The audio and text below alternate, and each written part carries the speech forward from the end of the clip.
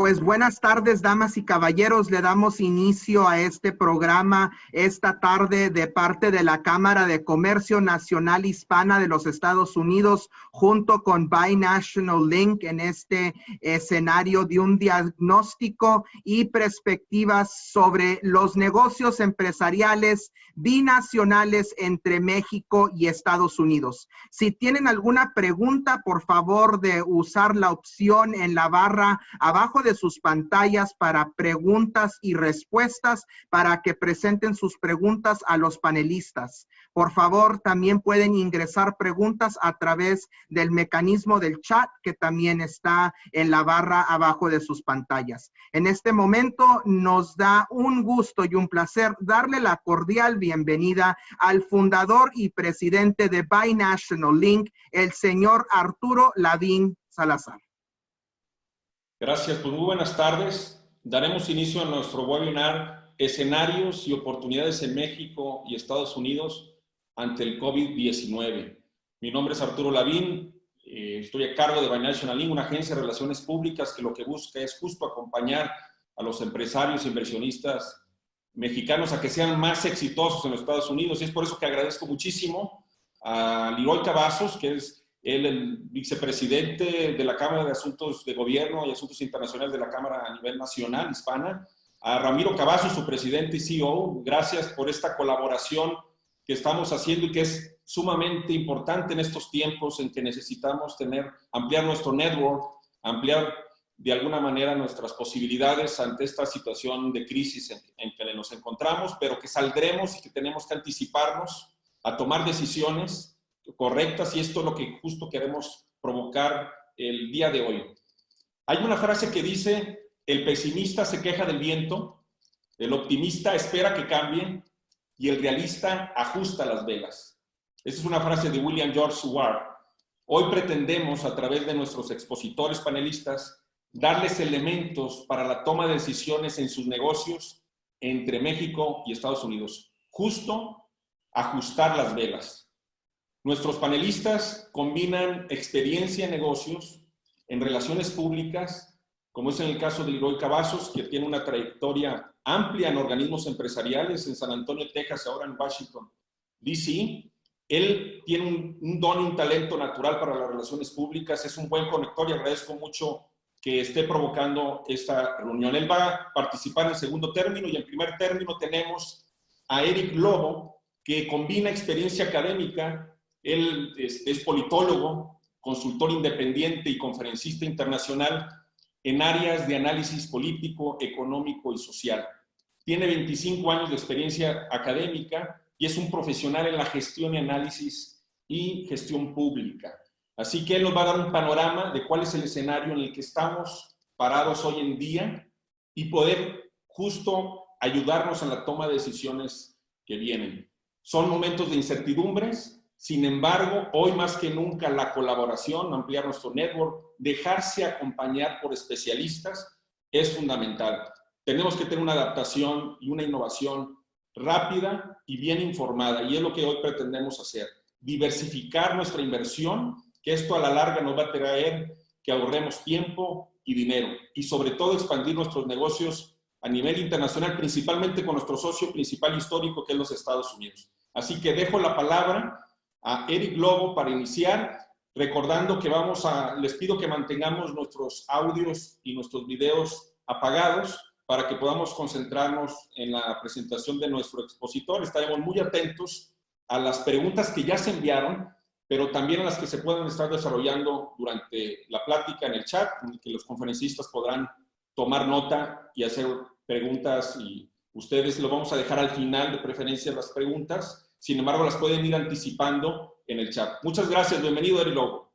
Muchas gracias a todos los que nos están viendo y escuchando, tanto en Estados Unidos como en México. Agradezco la invitación fundamentalmente a Binational Link y a la Cámara Hispana de Comercio de Estados Unidos por esta iniciativa. Espero que se den muchísimos eventos de esta naturaleza. En estos momentos lo estamos haciendo vía remota por obvias razones, pero en su momento todo vendrá a la normalidad y tendremos la posibilidad de encontrarnos y poder platicar acerca de muchos aspectos que tienen que ver con negocios, economía, política y sociedad de dos naciones muy importantes para el mundo. Vamos a iniciar esta plática sobre básicamente el diagnóstico y las perspectivas de México y Estados Unidos. Estamos viviendo una época bastante difícil, bastante compleja, y muchos de los datos que voy a mostrar son bastante, para muchos serán muy pesimistas, pero son datos que nos reflejan una realidad que tenemos que atender. Tenemos no solamente que comprender, sino atender y actuar en consecuencia. Y países que han tenido una historia trascendental en el mundo, como México y Estados Unidos, han pasado por situaciones no solamente difíciles, sino muy complejas a lo largo de su historia. Y esta no será, digamos, la excepción. El tema del coronavirus, el tema del COVID-19, tiene una gran complejidad. Todos los grandes actores, empresas, gobiernos y sociedades están haciendo lo suyo para tratar de salir de esta situación. Entonces, comencemos de inmediato.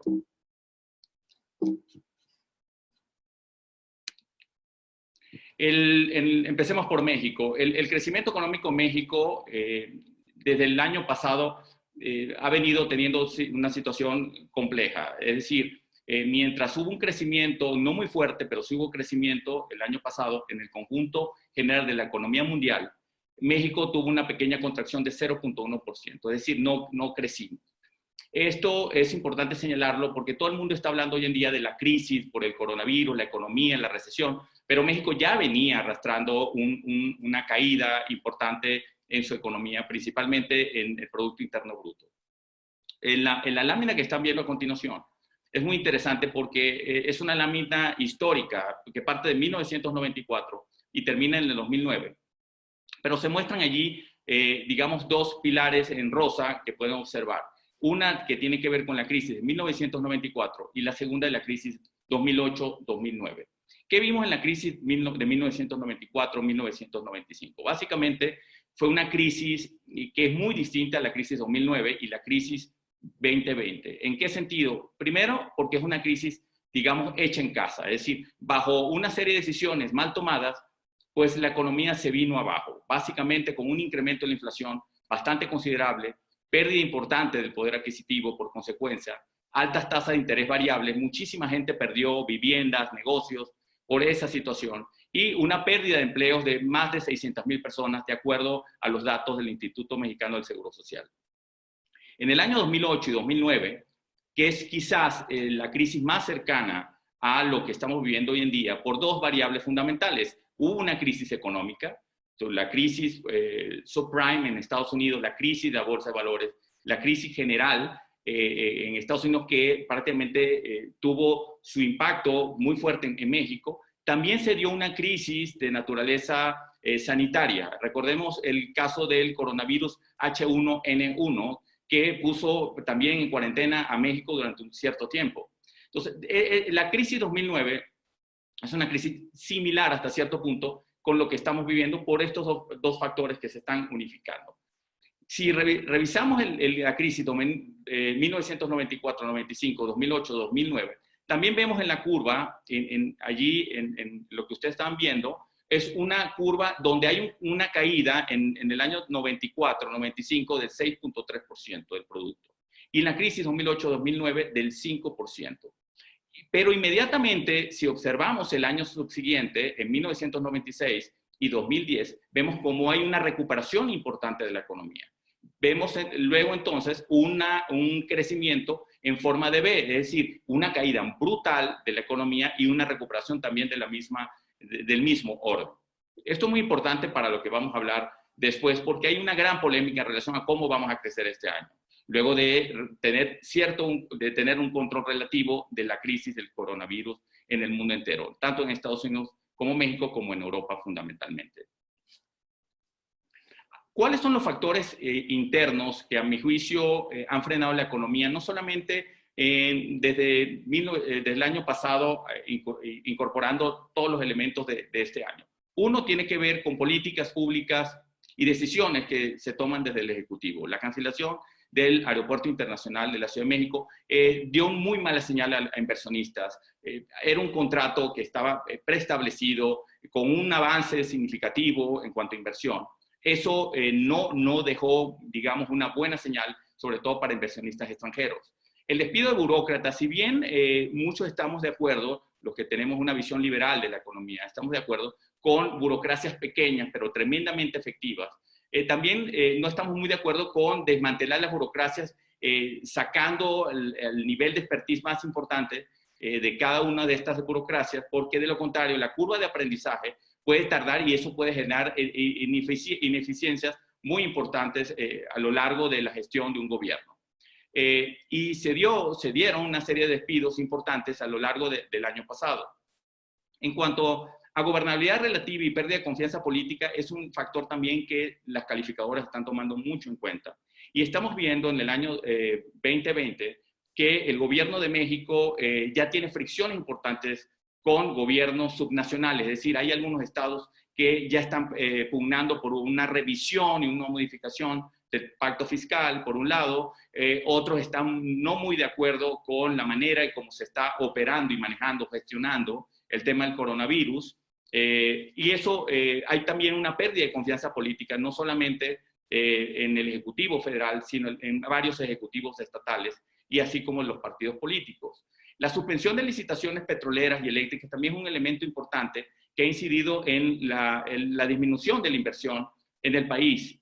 La baja inversión a nivel de infraestructura pública, que es histórica la que tenemos este año, la incertidumbre de nuevas obras de infraestructura, no hay mucha claridad en torno a la construcción del Tren Maya, no hay mucha claridad en la refinería de Dos Bocas, sobre todo cuando tenemos un ambiente en una industria petrolera bastante cambiante que no nos permitiría, usando, digamos, una racionalidad económica, no nos permitiría tomar decisiones como seguir gastando dinero en algo que posiblemente no sea productivo en el corto y mediano plazo.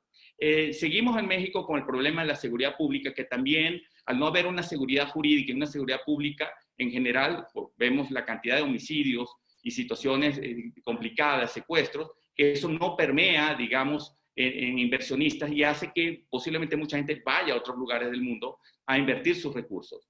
Y por último, el mercado petrolero y el COVID-19, que es lo que estamos viendo prácticamente en el último trimestre. Vemos cómo prácticamente los precios del barril de la mezcla mexicana se han caído en un porcentaje importante. A veces ha bajado tanto que incluso es más costoso producir que meterlos en el mercado internacional. No valdría la pena hacerlo. Y tenemos el problema del coronavirus, que es un problema mayúsculo, puesto que es un virus que no conocemos. Prácticamente un virus que tiene en la Tierra menos de 5 meses y se están haciendo grandes esfuerzos por parte de organismos como la Organización Mundial de la Salud, como las instituciones en Estados Unidos y en México también, y muchas partes del mundo, tratando de ver cómo es el comportamiento de este virus y de qué manera, con lo que tenemos en materia tecnológica, en materia sanitaria, en materia de desarrollo social, qué podemos hacer precisamente para frenar esta calamidad y volver otra vez a la senda del crecimiento. Dentro de lo que es pérdida de confianza, ahí pueden ver en pantalla dos elementos fundamentales. La caída del presidente de la República en cuanto a su popularidad, que si bien sigue siendo alta, va por goteo en una caída prácticamente libre, que dadas las circunstancias, lo que nos muestra es que cada vez hay mayor insatisfacción con las decisiones que toma. Y por la segunda gráfica que observa, de una encuesta de la empresa ISA, muestra que prácticamente el 17% en lo que viene siendo el primer trimestre del 2020, solamente el 17% de la población votante confía en partidos políticos. Y todos sabemos que la democracia, sobre todo la democracia en México, depende mucho de los actores miscuidos en los partidos políticos, pero también del mandatario, en este caso federal. Entonces, eso también pone en peligro muchas decisiones. La confianza es muy importante en las naciones cuando están en crisis. Y si tenemos una crisis, no hay confianza en nuestras autoridades, pues lógicamente eso puede complicar la situación. Frente a lo que he mencionado hasta ahora, las propias calificadoras han utilizado esa información para estimar, digamos, cuál es la expectativa de crecimiento de México para el año 2020. Y dada la circunstancia de máxima incertidumbre, tenemos calificadoras como HR Ratings, que nos coloca a un decrecimiento este año de menos 2.3%. Pero tenemos, por otro lado, Bank of America con menos 8%.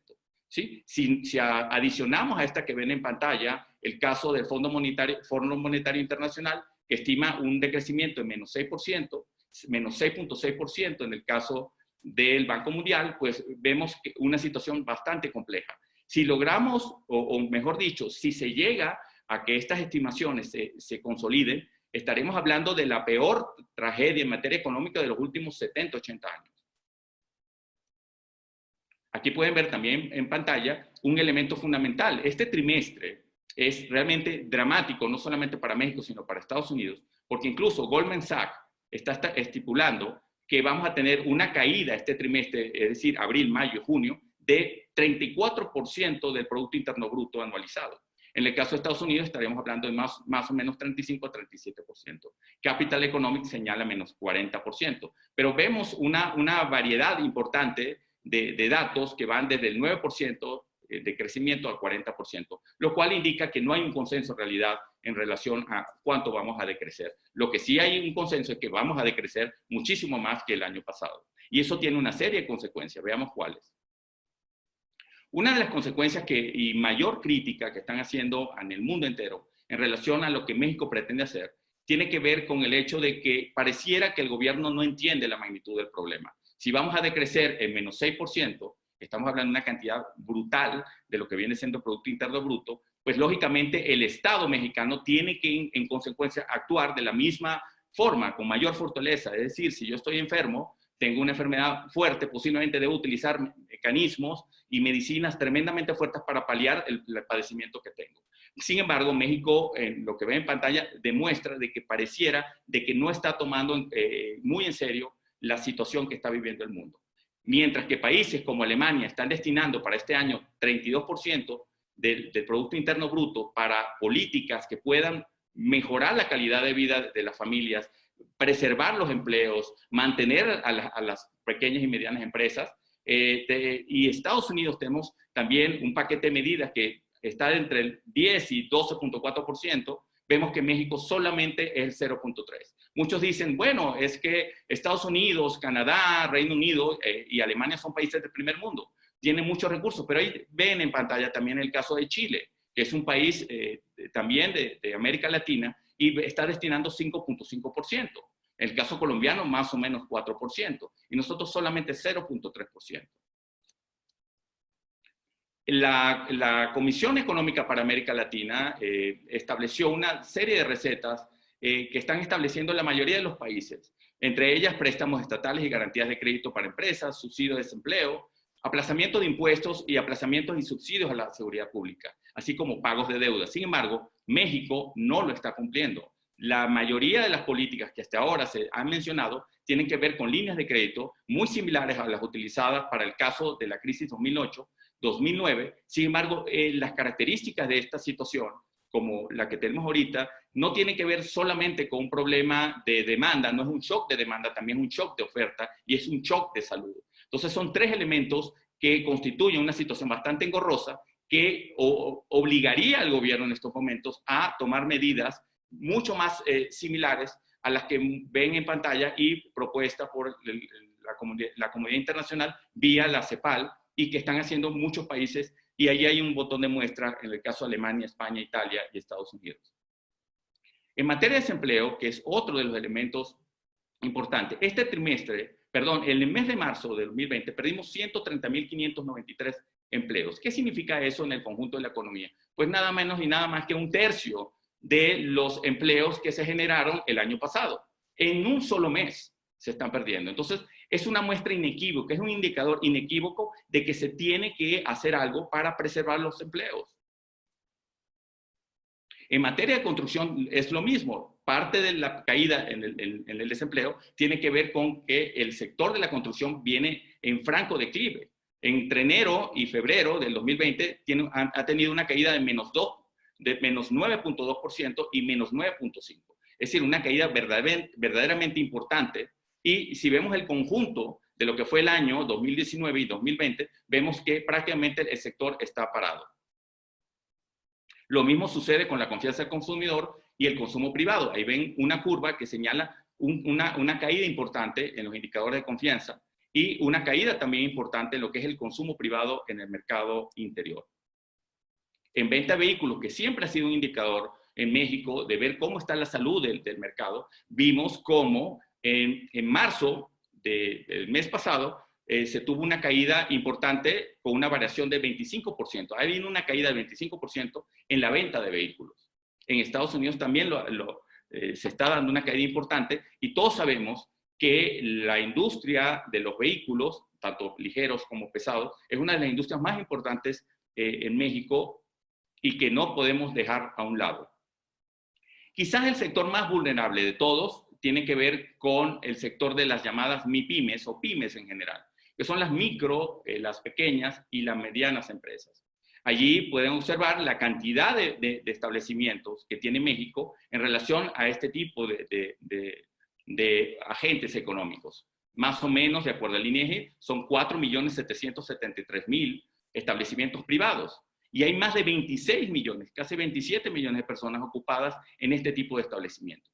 Las microempresas serían aquellas empresas que cuentan con menos de 10 personas en su personal. Empresas pequeñas van de 11 a 50, medianas de 52 a 250 personas, y las grandes empresas que constituyen las empresas mayores de 251 empleados. En ese sentido, hay que entender que México, prácticamente el 99% de las empresas están dentro del marco de las famosas pymes. Ahora bien, frente a una situación como el coronavirus y con datos de las calificadoras y think tanks mexicanos, como México Cómo Vamos, establece de que va a haber un impacto muy importante en una gran cantidad de comercio, sobre todo desde las tiendas de abarrotes, las tiendas de preparación y alimentos, de bebidas, es decir, restaurantes, salones y clínicas de belleza, la industria fílmica, hoteles, es prácticamente el conjunto general, el tejido de la estructura económica, comercial, prácticamente puede llegar a colapsar si no se hace algo.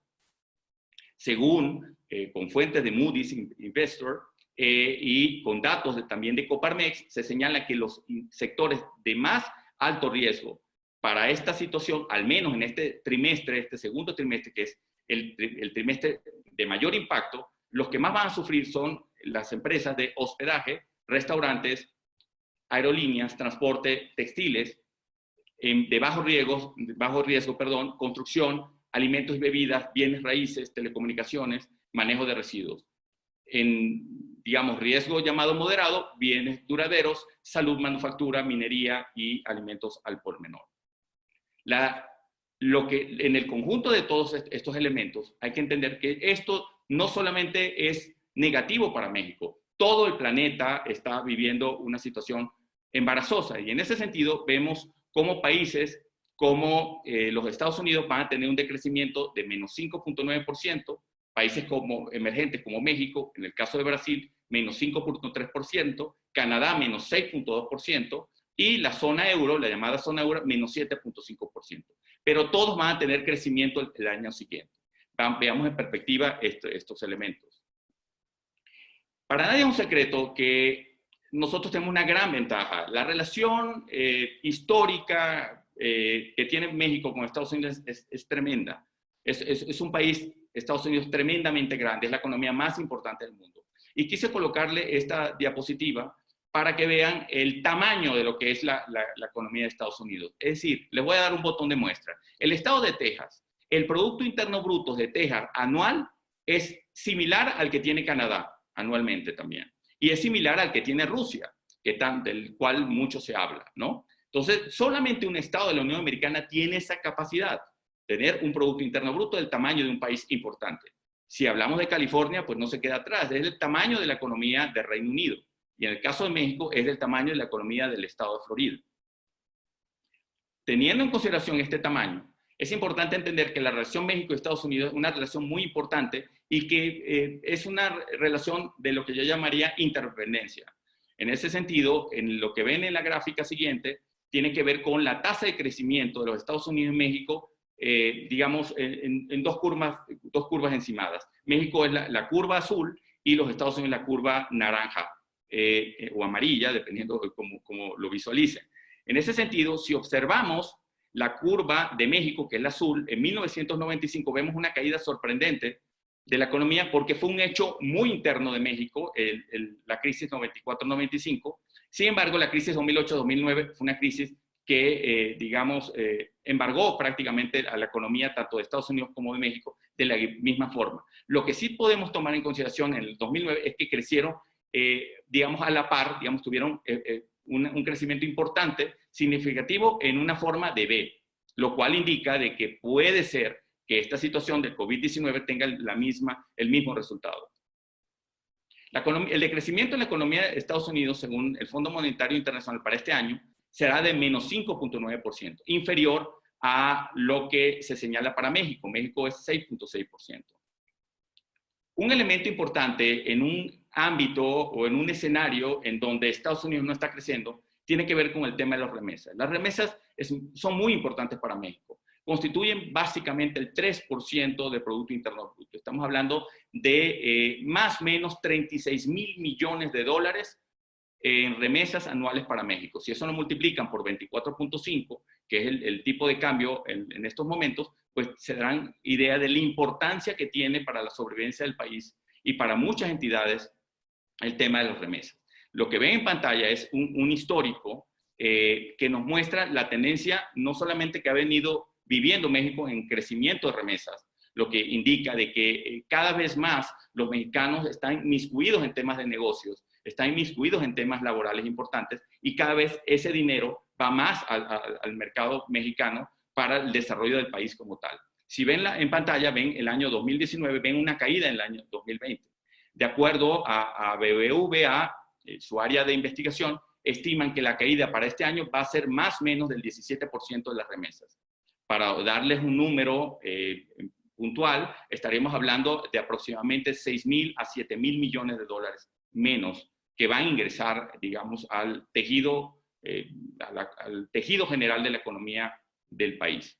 Por tanto, el tema de las remesas es un tema que hay que atender de una manera definitiva, pero debemos también entender de que hay una situación también complicada en Estados Unidos, al menos en este segundo trimestre.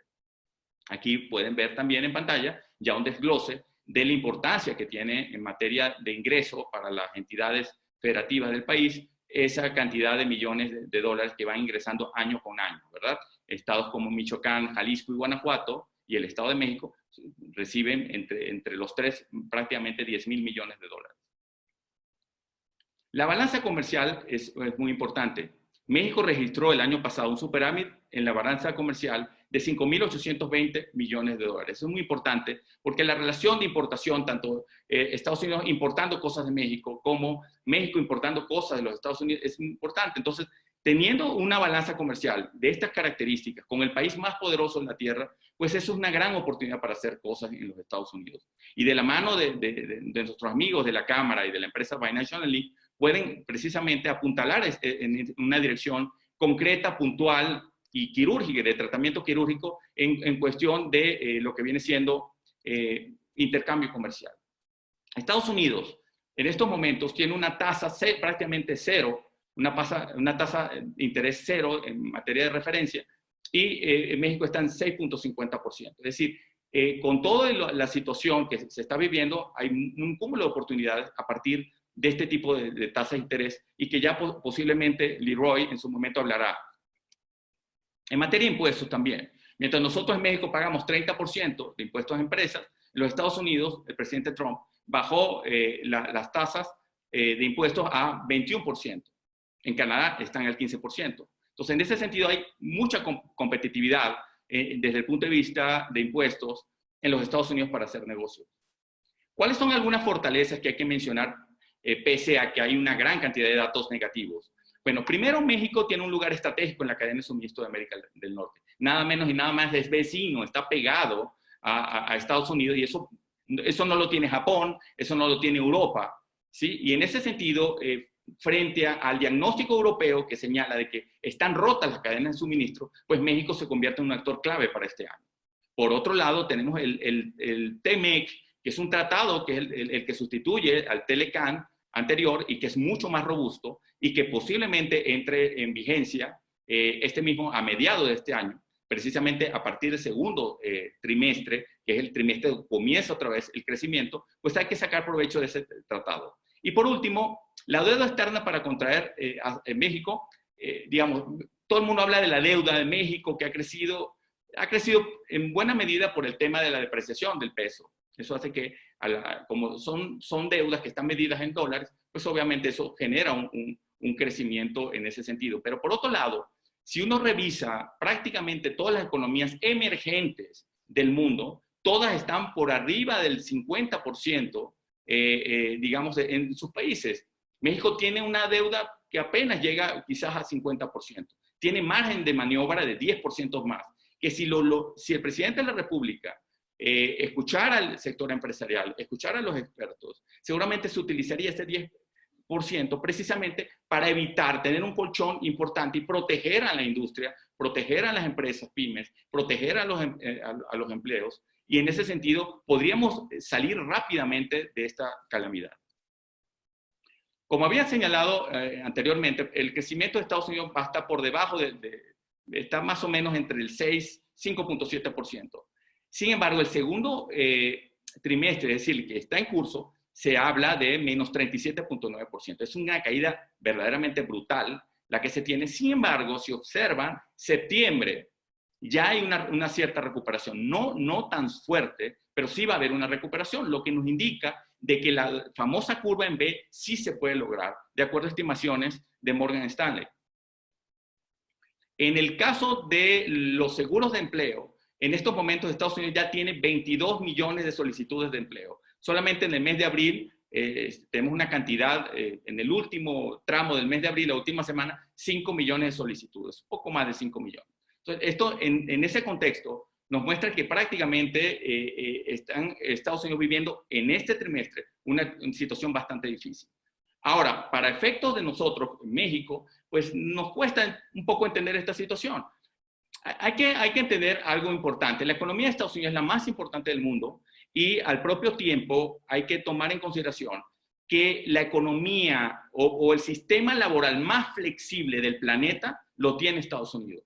Entonces, así como se generan empleos de la noche a la mañana, se pierden esos empleos. Entonces, si apelamos a la evidencia histórica que se tiene con Estados Unidos, así como vemos estos datos, que posiblemente lleguemos entre el 10-14% de la fuerza laboral de Estados Unidos en paro o en desempleo, como llaman, igual, así como vemos esa curva muy arriba, podemos ver la curva abajo, en menos de 3-6 meses, pues vemos cómo hay una recuperación importante. Otro efecto importante derivado de lo mismo, de lo anterior, tiene que ver con los datos que se tienen en materia de ventas a retail en varios sectores. Hay pérdidas importantes en lo que es ropa, del 50% en el mes de marzo, todo lo que son muebles, 26%, pero así sucesivamente. Pero por otros lados, vemos también oportunidades de negocio en algunos sectores. El crecimiento del mes pasado, con todo y crisis de coronavirus, y estos son datos del Departamento de Comercio y publicados vía el prestigioso diario The New York Times, vemos como el sector de alimentos y bebidas, tiendas de alimentos y bebidas, creció 25%. ¿Sí? Todo lo que viene siendo el tema de salud y cuidado personal, por obvias razones, también ha venido creciendo. Es decir, frente a las crisis siempre hay ventanas de oportunidad que hay que vigilar y solo los expertos pueden dar cuenta de ello.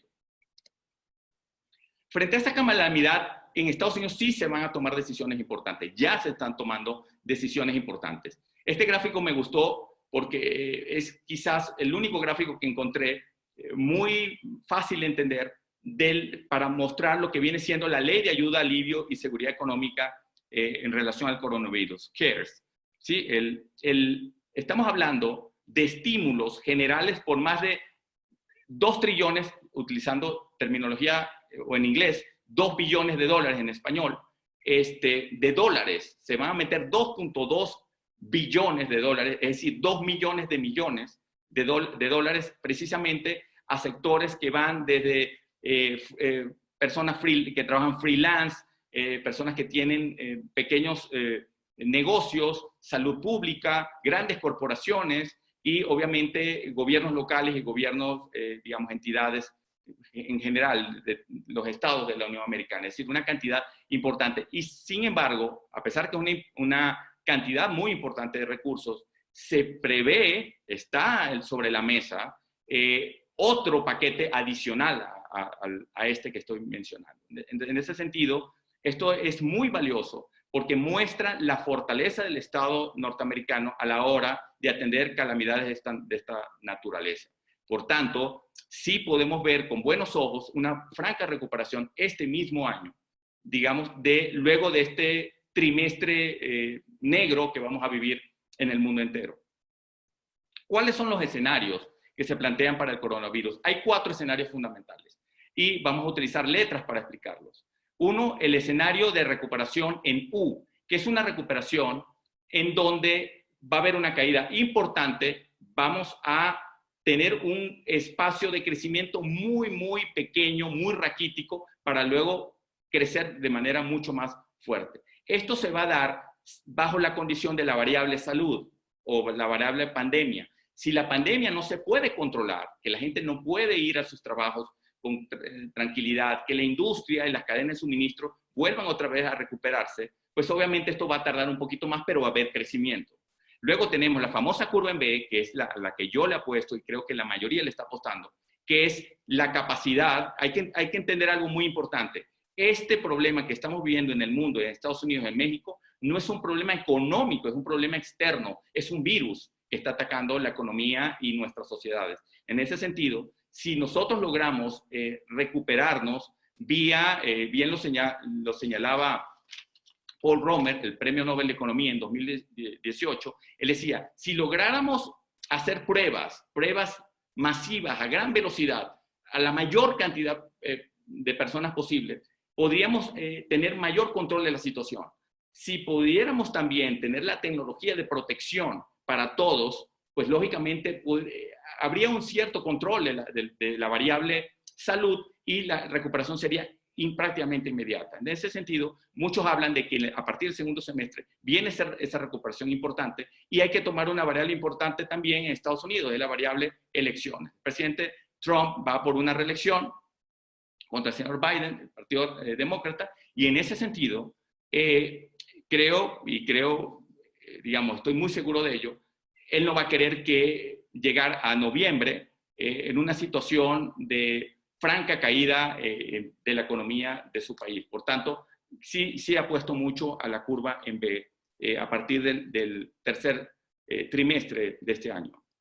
Hay también otras curvas que se mencionan. La curva en L, que creo que la que menos queremos, es una caída sin recuperación en el corto plazo.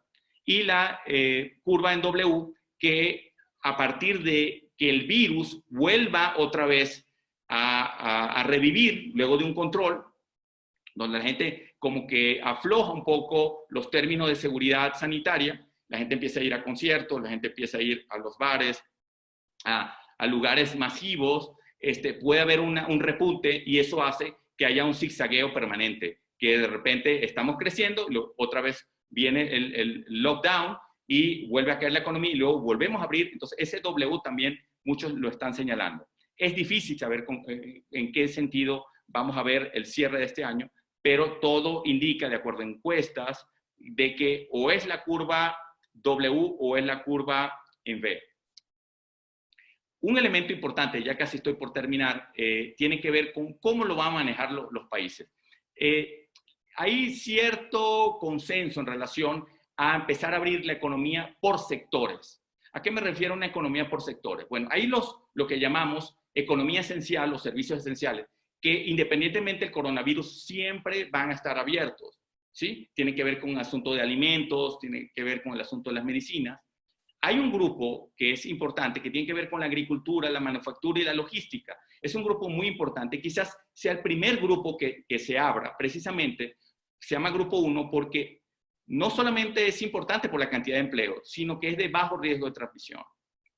El segundo grupo tiene que ver con lo que es real estate, lo que son bienes raíces. Toda la parte de servicios profesionales interesantes como contabilidad, marketing, que son muy importantes en el conjunto general de la economía. Ese sería el segundo grupo por abrir.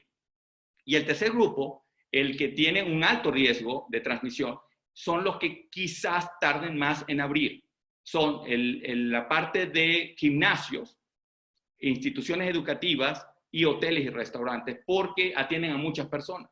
Entonces, lo que se está tratando de ver es, si se manejan bajo esta dinámica, cuáles serían, dependiendo de cada país y los indicadores que estén arrojando, digamos, las fuerzas de tarea respectivas dedicadas al tema de la salud y el combate al COVID-19, ver cuáles serían los sectores. Entonces, es muy probable que de repente en México, en la segunda quincena de junio, segunda quincena de junio, principios de julio, ya estén abiertos al menos el sector 1 y el sector 2. Esto es importante mencionarlo porque se ha hablado incluso en Estados Unidos de que se va a abrir otra vez todo normal. Difícilmente va a ser así. Creo que va a ser por sectores, dependiendo del riesgo de transmisión y dependiendo de la importancia que tiene para, digamos, una economía sana.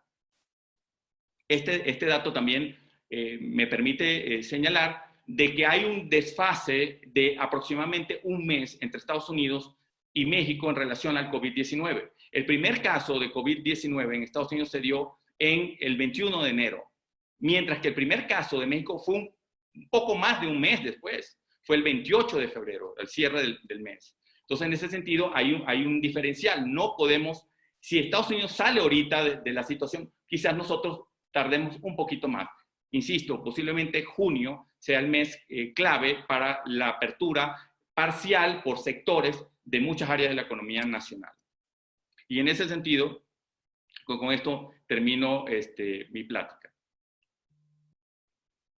Muy bien, pues damos muchas gracias a Eric Lobo por compartirnos este diagnóstico. Los números, digamos, en términos generales, no son alentadores. Estamos ante una crisis sin precedentes en nuestra historia moderna. Cerrar los ojos no hace que la crisis desaparezca. Sin embargo, también hay oportunidades que solamente van a aprovechar aquellos que logren adaptarse rápido y estén bien informados. Y sobre todo, pues tengan el liderazgo para tomar decisiones en el momento justo. La pregunta es, ¿quién sale primero de esta crisis? Estados Unidos tiene toda esta capacidad para poderlo hacer. Es por eso que nosotros seguimos recomendando que podamos abrir y expandir nuestros negocios a nivel internacional y lo hagamos en este país, ¿no? Ganar en dólares y gastar en pesos, digamos que sería lo que todos quisiéramos, ¿no? Ampliar, diversificar nuestras líneas de negocio. Muchos ya se están reinventando, incluso algunos ya se despidieron, digamos, hicieron ese duelo de algunos negocios, algunos restaurantes ya no pudieron sobrevivir, algunos negocios de comercio ya no lo hicieron. Y bueno, yo les invitaría a que nos dejen preguntas en el chat para que podamos hacerlas al final. También quiero recordar y aprovechar este break para pasar ahorita con Leroy Cavazos, nuestro siguiente ponente, para comentarles que vamos a profundizar la próxima semana en un taller de 5 sesiones, de 9 de la mañana a 10:15 de la mañana aproximadamente, con especialistas de Estados Unidos, ahora sí, cada uno en su materia, ¿no? Lo que tiene que ser con visas de inversión, un abogado de inmigración, abogados corporativos para todo lo que tiene que ver con la estrategia legal, contadores, despacho fiscal, para efectos de toda también esta estrategia de cómo quedarnos con las ventajas y no con las desventajas solamente del sistema fiscal que tenemos, pero también que sea con una perspectiva internacional. Y tendremos también, sobre todo, un especialista en planes de negocio y estudios de mercado, que nos ayude a replantear ahora el nuevo plan de negocio que debemos tener. A continuación, quiero presentar a Leroy Cavazos. Leroy Cavazos, como lo dije en un inicio, es vicepresidente de Asuntos de Gobierno Internacionales de la Cámara Nacional Hispana, United States Hispanic Chamber of Commerce. Él está de base en Washington, D.C. Él también fue director de Relaciones Intergubernamentales de la Cámara Hispana en San Antonio, Texas. Fue Senior Manager de Asuntos Públicos y de Comunicaciones de Coca-Cola Southwest en el área de Texas y el sur en general de los Estados Unidos. Y es graduado de la Universidad de Texas en el Valle de Río Grande. Tiene maestría en Administración Pública con especialidad en Comunicación y Relaciones Públicas. Leroy Cavazos, gracias por esta oportunidad de hacer este evento en colaboración con la Cámara Hispana. Sin duda, ustedes son un actor fundamental para poder ayudar al soft landing de muchas empresas y sobre todo tu talento que yo destacaba en un inicio que tienes en lo particular de ser un buen conector. Ahorita necesitamos esos key players que nos ayuden a vincularnos con otros. Muchas gracias y bienvenidos. Muchas gracias, Arturo, por la oportunidad de colaborar con Binational Link y con Eric y todo tu equipo para la Cámara de Comercio Hispana de Estados Unidos. Pues es nuestro trabajo y es nuestra responsabilidad social y económica poder ser un vehículo aquí en los Estados Unidos para empresas mexicanas que quieran llegar a hacer negocio aquí.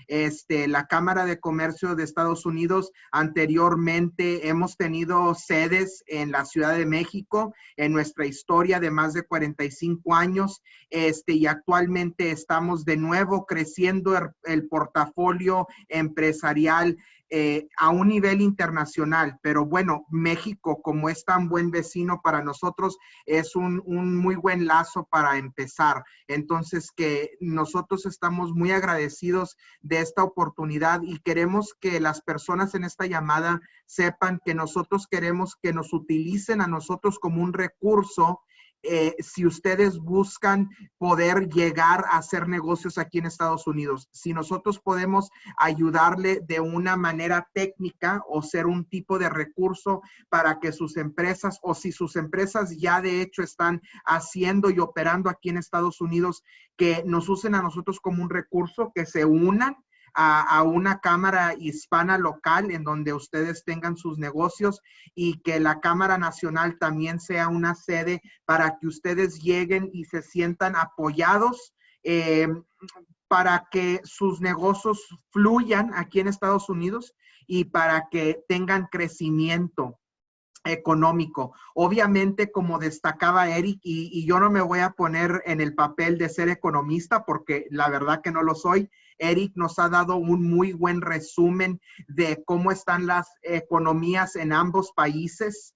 Y para nosotros es fundamental tener a expertos como Eric de nuestro lado que destaquen esta información que es tan crítica. Obviamente en los Estados Unidos estamos pasando un ambiente económico muy duro, un ambiente político más duro y un futuro que hay muchas cosas que no sabemos qué va a suceder en nuestro futuro, ni en un término a largo plazo, ni un término de a corto plazo, porque ahorita todavía hay muchas preguntas sin respuestas para nosotros.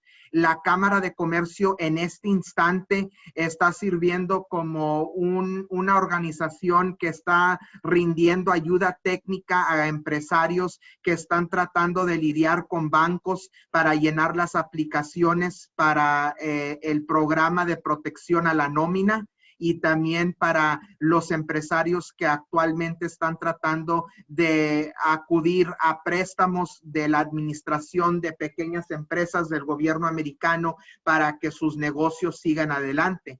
Como siempre, el historiado de este país no ha cambiado. Nuestra tela social tampoco ha cambiado. Ya hay, y pueden ustedes leer reportajes en las redes sociales, tanto como en los medios, que dicen que la comunidad latina, la comunidad hispana, es la comunidad que está siendo más afectada por esta pandemia de un nivel de salud y un nivel económico. También nuestros hermanos en la comunidad afroamericana también están ahorita muy impactados tanto de manera de salud, tanto como de manera económica. Entonces, que para una organización como la de nosotros es fundamental para que nosotros crezcamos nuestra misión en este país, es proveer esa ayuda técnica y ser un recurso a estas empresas que ahorita están en un momento devastador en la historia de este país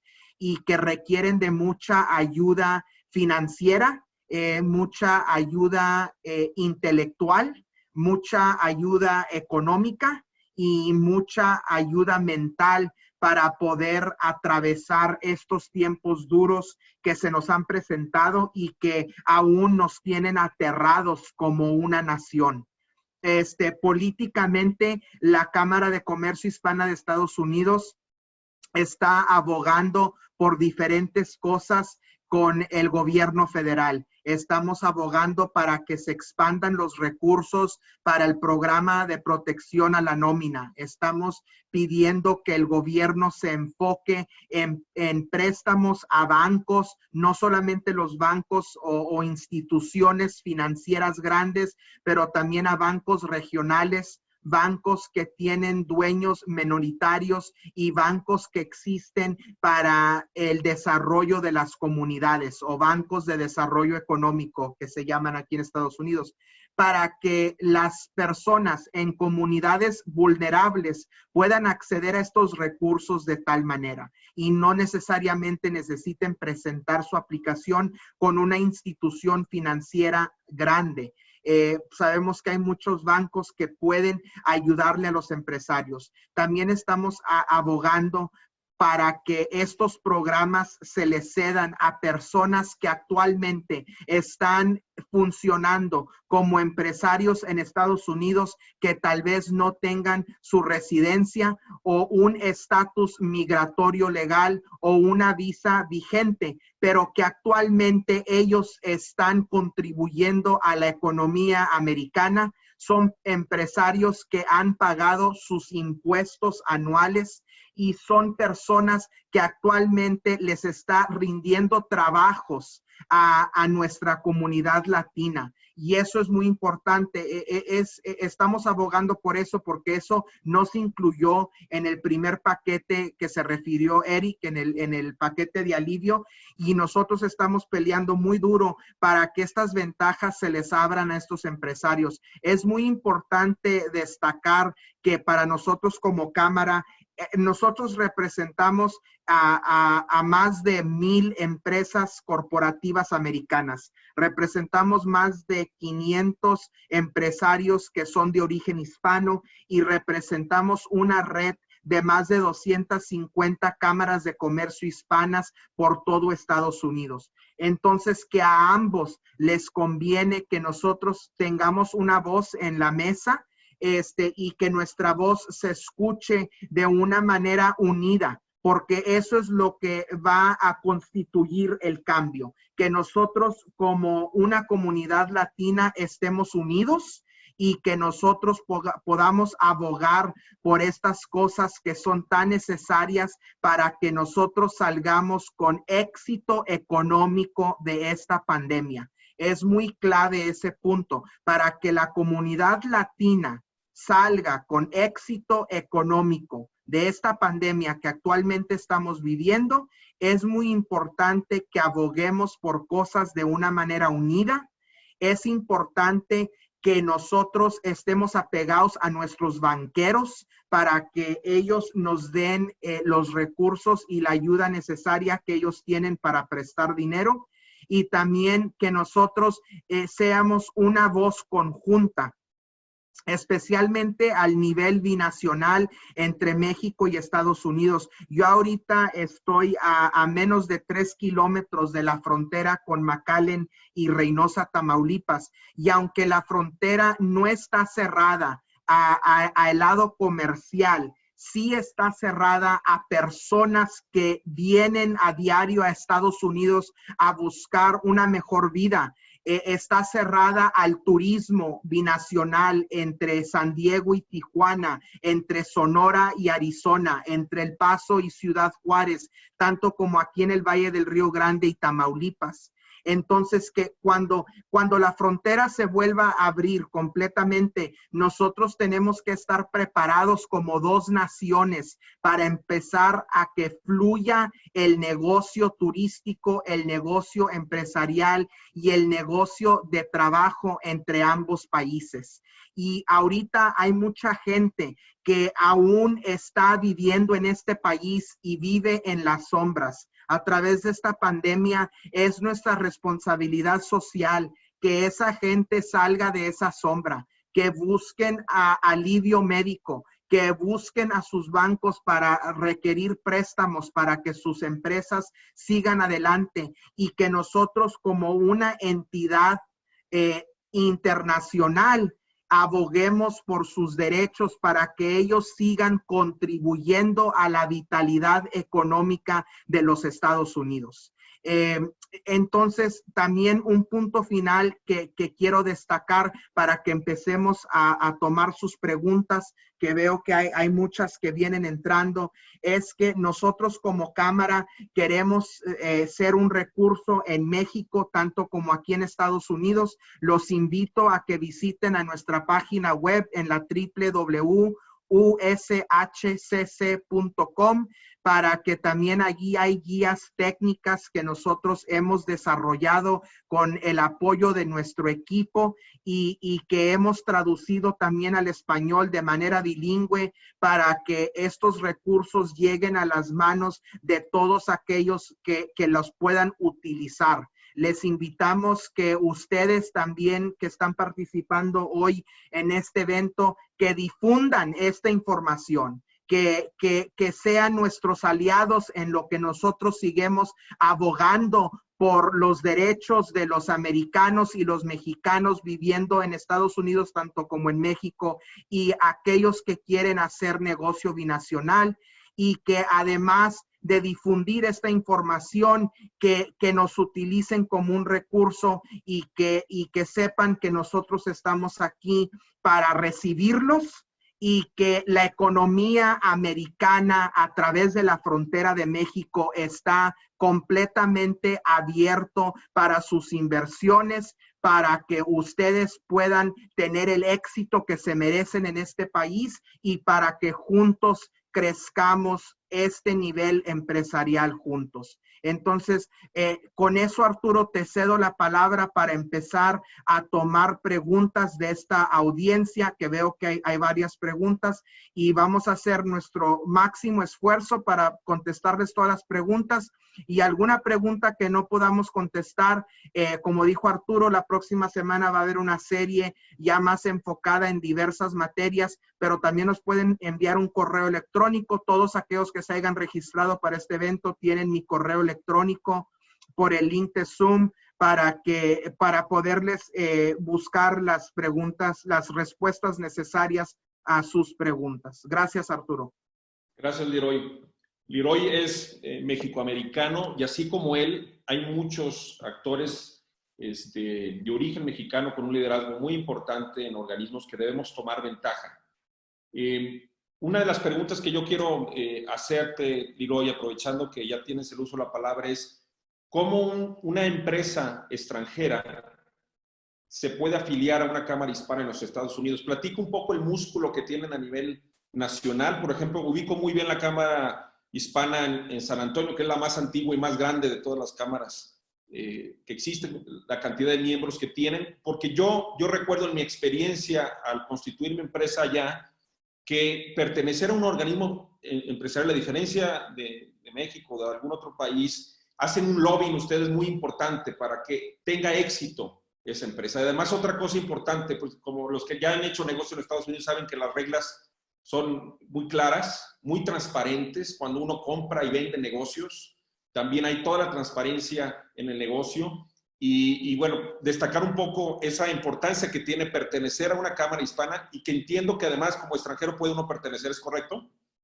Sí, es correcto y estás en lo cierto, Arturo. Es muy importante porque estos organismos locales que vienen siendo las cámaras de comercio hispanas, vienen siendo muy importantes porque se unen muchas voces juntas, tanto para abogar en cosas legislativas a nivel local, estatal y federal, pero también para tener contacto con diferentes personas que tengan acceso a diferentes contratos o a diferentes métodos de negocio. A veces llegar a una Cámara de Comercio Hispana es la mejor manera de crecer tu negocio, ya siendo qué necesidad tenga esa cámara, qué necesidad tenga esa ciudad o esa comunidad y lo que ustedes como empresarios pueden otorgar. Otra cosa que también es muy importante de las cámaras es que ustedes se van a sentir apoyados con diversos entrenamientos, diversas maneras de ayuda técnica, diversos recursos que tienen las diferentes ciudades donde operan estas cámaras.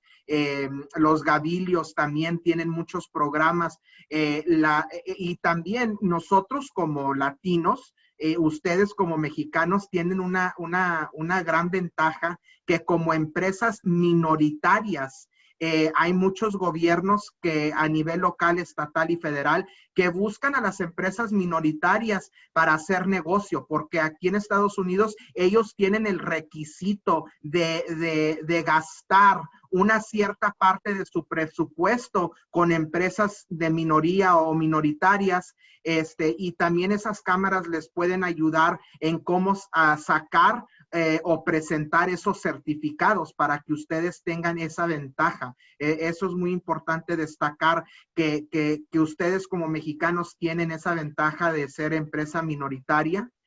También depende mucho de la inversión que ustedes tengan en el extranjero o aquí en Estados Unidos. Una inversión extranjera es muy importante porque también tiene otras ventajas. Cuando una persona va a hacer negocios con un gobierno local, estatal o federal, también se fijan mucho en eso. Yo anteriormente de reunirme con Ramiro de nuevo en la Cámara de Comercio Hispana de Estados Unidos, yo estaba trabajando como representante de asuntos gubernamentales para Arca Continental en México. Entonces, que este tema, cuando Arca Continental adquiere a la Coca-Cola en Estados Unidos, pues la Fiscalía en México y las ventajas que se les abrieron aquí en Estados Unidos con ciertos impuestos y créditos a nivel nacional también son muy importantes. Y se ve en lo que la empresa empezó a hacer y en lo que la empresa pudo adquirir a través de esas cosas. Entonces, que por eso es muy importante que ustedes se formen parte de una cámara, y hay cámaras muy buenas desde San Diego hasta El Paso. En Arizona hay cámaras muy buenas. Hay una cámara de comercio hispana a nivel estatal en el estado de Arizona. En Nuevo México, en Albuquerque, hay una cámara muy grande. En El Paso, como dijo Arturo, San Antonio, Austin, Houston. Aquí en McAllen hay la Cámara de Comercio Hispana del Valle del Río Grande. Entonces, que hay varias, dependiendo de qué parte del país, en qué parte del país ustedes operen y en dónde están operando sus negocios aquí en Estados Unidos. Sí, gracias. También hay que advertir que la cultura de negocios en Estados Unidos es distinta a la de México. Es, digamos, más fácil, pero hay que saber las reglas. Tengo justo una conferencia muy interesante la próxima semana, el jueves, de cultura de negocios en los Estados Unidos, porque es fundamental no cometer errores al inicio, a nuestra llegada. Como se dice coloquialmente, cada uno cuenta cómo le fue según la fiesta, ¿no? Y hay algunos que no se acompañaron al llegar y perdieron tiempo y dinero hasta que la curva de aprendizaje los llevó a tener éxito en su negocio. Pero bueno, es importante por eso dejarse acompañar. Hay una pregunta que veo aquí que dice, ¿qué tipo de ventajas ustedes podrían ver a futuro? Me imagino que también la pregunta puede ir del lado de qué tipo de negocios o qué líneas de negocio creemos que pueden recuperarse más pronto que otros. Y bueno, dentro de este escenario de incertidumbre, no sé si Eric también en alguna estadística que veas, tú mencionabas algo sobre algunos giros de negocio, ¿no? Que pudieran tener mayor éxito en comparación con otros. Y justo vamos a tener también la próxima semana, no sé si alguno de ustedes, tanto Leroy como Eric, según su experiencia de empresarios que se hayan acercado, ven algunos giros que tengan más probabilidades de salir. De entrada, yo creo que todos los que no estaban online, no estaban haciendo e-commerce, no estaban haciendo llevar a domicilio, ahora lo están haciendo. He visto experiencias muy interesantes de gimnasios que ahora te rentan, por ejemplo, su equipo, te lo llevan a tu casa. Y, en fin, yo creo que es una oportunidad también de creatividad, pero sin duda el tema de tener plataformas de comunicación a distancia para la venta se convierte en un tema fundamental. Y el otro tema es a quién conoces, ¿no? Tener una red de apoyo en colaboración tipo clúster, ¿no? Para poder salir adelante. No sé si tengas algún comentario, Eric. Sí, por supuesto. ¿Me escuchan bien? Sí. Gracias. Sí, en relación puntualmente a esa pregunta, hay varias oportunidades de negocios. Hay, evidentemente, eran 32 láminas, podía ser 100 con información de todos los sectores, pero evidentemente el tiempo es muy corto. Pero lo que sí les puedo decir es que el sector del comercio electrónico en México es uno de los que más crecimiento tiene en toda la región. Entonces, y eso no está parando, al contrario, se está intensificando. Eso es una posibilidad. La otra posibilidad tiene que ver con el sector agrícola. Platicando con gente del sector de aguacates en México, siguen llevando aguacates a Estados Unidos. Es decir, la gente no deja de consumir en los Estados Unidos con todo y la crisis este trimestre. ¿Sí? Ya lo vieron reflejado en una de las láminas. Sigue creciendo el sector de alimentos. Ya sí está bajando el sector de consumo de alimentos en restaurantes, por obvias razones, pero se está trasladando a el comercio, digamos, online, también de alimentos, que llegan a casa de las personas que están en confinamiento. Entonces, en ese sentido, sí hay esa oportunidad. Hay otras oportunidades que tienen que ver con cuestiones de valor agregado. Recientemente me llegó un correo electrónico con unas fotografías de unas especies de viseras con protección muy interesantes, y eso es valor agregado. La gente está realizando inventiva, innovación, con productos relacionados con la pandemia, por ejemplo. Entonces, es sacar provecho. Sé que es difícil en un escenario tan negativo como el que tenemos, de tanta incertidumbre, pero esos son botones de muestra de lo que estamos viendo en prácticamente todas partes del mundo.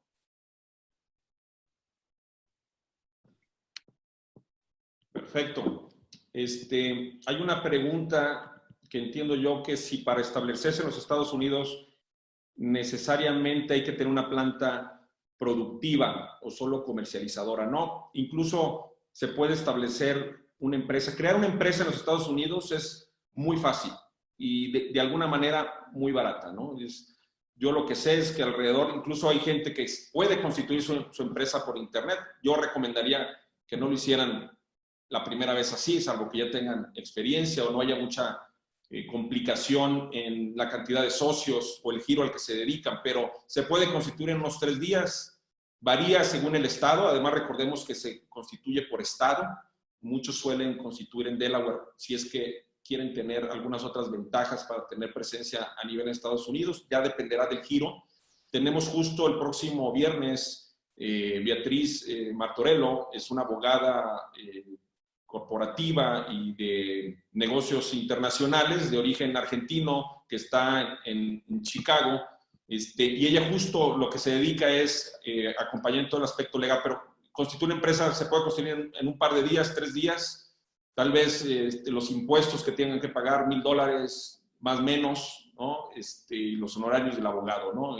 Que también podrán ser algo similar, ¿no? Entonces pueden constituir, digamos, en $2,000 una empresa en 3 días, tener la presencia y empezar a vender. No tiene uno como extranjero puede constituir la empresa en Estados Unidos, no tiene uno que vivir allá o residir allá. Cuando uno ingresa migratoriamente, lo que tendrá que decir es de que va de negocios. Esa es la figura que cubre la mayoría de las visas que las personas tienen, su B1, B2, que es la que tiene junto con la de turismo, y pueden abrir la empresa, incluso abrir una cuenta de banco en dólares como persona moral mexicana o como persona moral americana o como persona física, ¿no? Se necesita prácticamente el pasaporte mexicano si lo va a constituir como persona física, y si es como persona moral, pues los documentos legales de que ya constituyó la empresa, para que ustedes puedan recibir estos ingresos de sus clientes en dólares y poderlos transferir a su cuenta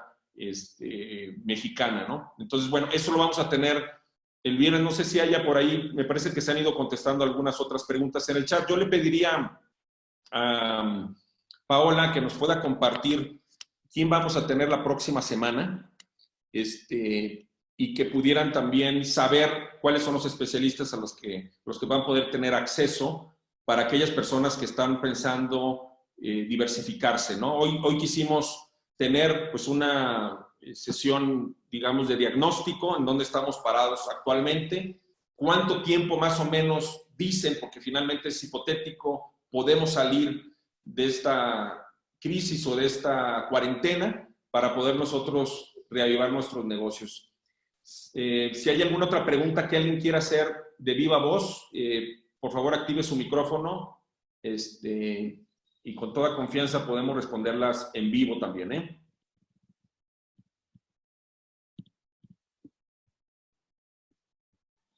Si hubiera algún otro comentario de algunos panelistas final para Sí, poder... Arturo, ahí, leí una pregunta de Matías, y lo voy a leer. Dice, ¿cómo cree que se comporte la curva de salida de empresarios y capital mexicano hacia los Estados Unidos y hacia otros países? Bueno, de hecho, la salida de capitales en México está en récord. Si ustedes googlean salida de capitales México, verán que están en cantidades récord. Esto se debe a varias cosas. Pero de esas cosas fundamentalmente tiene que ver con que la gente quiere protegerse del riesgo. Y como está viendo que las decisiones de política pública, política económica y fiscal no están siendo las acertadas para muchos, prefieren evitarse la calamidad de que esto pueda seguir en México y sabedores de que la recuperación de Estados Unidos va a iniciar en el segundo semestre de este año, comienzan a llevar sus capitales a Estados Unidos. No es solamente el caso de México, es el caso de brasileños, es el caso de colombianos, de gente de todos los países emergentes. Están tratando de buscar menos riesgo y prefieren, con todo y que hay una tremenda incertidumbre también en Estados Unidos en este trimestre, prefieren llevar su dinero a Estados Unidos por quizás el Estado de Derecho y un montón de variables adicionales, ¿no? Sí, hay que recordar a aquellos que ya tenían sus ingresos en dólares y que vivían en México, pues sí, subió al 25% su incremento de capital. Aquellos que ya tenían un pie allá y están pagando cosas en México. Justo creo que es una de las recomendaciones que nosotros haríamos. Si hubiera alguna otra pregunta en vivo que alguien quisiera hacer, damos aquí unos pequeños segundos para que alguien pueda hacerlo. Y si no fuera el caso, pues quiero yo agradecer a nombre de la Cámara Hispana de los Estados Unidos la colaboración de este webinar. Espero que haya servido de interés para todos ustedes. Y en un momento más, ahorita ya acaba de compartir Paola en el chat el registro para las sesiones de la próxima semana. Ojalá podamos tener por aquí también podamos compartir también el flyer que habla, y si no, bueno, pues se lo vamos a mandar en los emails de las personas que se conectaron. No sé si quieres alguna palabra final, Leroy, para cerrar esta conversación que hemos tenido muy agradable con todos ustedes. No, pues solamente, Arturo, darte las gracias a ti. Para la Cámara de Comercio Hispana de Estados Unidos es un placer colaborar con Binational Link y contigo, con Eric Lobo, como economista y todos sus equipos, en lo que nosotros continuamos a desarrollar nuestra estrategia internacional y a un nivel binacional con nuestros vecinos de México, que tenemos un gran interés para que la economía americana, tanto como mexicana, tenga su éxito, especialmente durante estos tiempos difíciles.